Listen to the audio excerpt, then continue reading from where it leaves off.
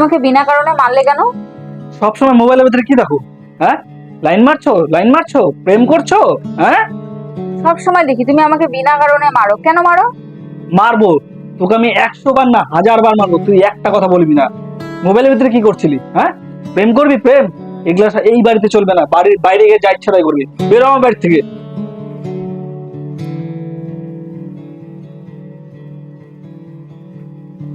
কোথায় গেছিলে তুমি?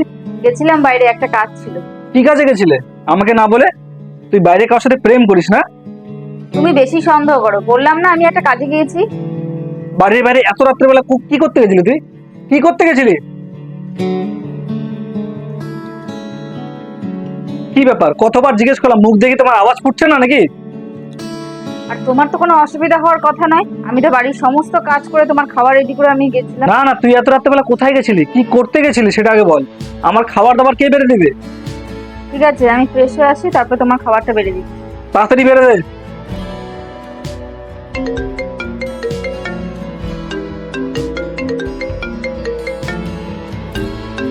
আননোন নাম্বার থেকে কল।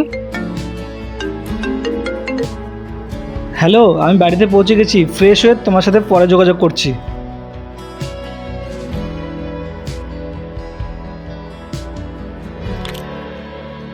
তোমার ফোন এসেছিল, আমি সবকিছু জেনে গেছি। ও, তুমি সব জেনে গেছো? ভালো কথা।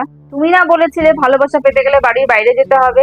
তাই আমি বাড়ির বাইরে ভালোবাসা খুঁজতে গিয়েছিলাম। তুই যখন ভালোবাসা খুঁজতে বাড়ির বাইরে গেছিলি, তাহলে বাড়ির ভিতরে আসলি কেন? যা, তোর ওই ভালোবাসা লোকের কাছে যা যা।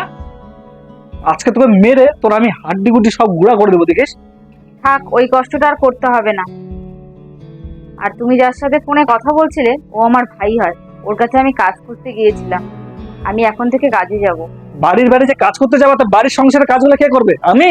বাড়ির সমস্ত কাজকর্ম করে, তোমার রান্না বান্না করে, তোমার সব শখ পূর্তি পূরণ করে, তারপরে আমি বাড়ির বাইরে কাজ করতে যাব। তাহলে তো আর তোমার কোনো অসুবিধা নেই। আর চাইলে তো আমি প্রেম করতেই পারি। আমি চাই না তুমি বলে বেড়াও তোমার বউ চরিত্র। আর এখন থেকে আমি তোমার কাছে আর টাকা পয়সাও চাবো না, কারণ এখন থেকে আমি নিজেকে সবসময় বিজি রাখতে চাই।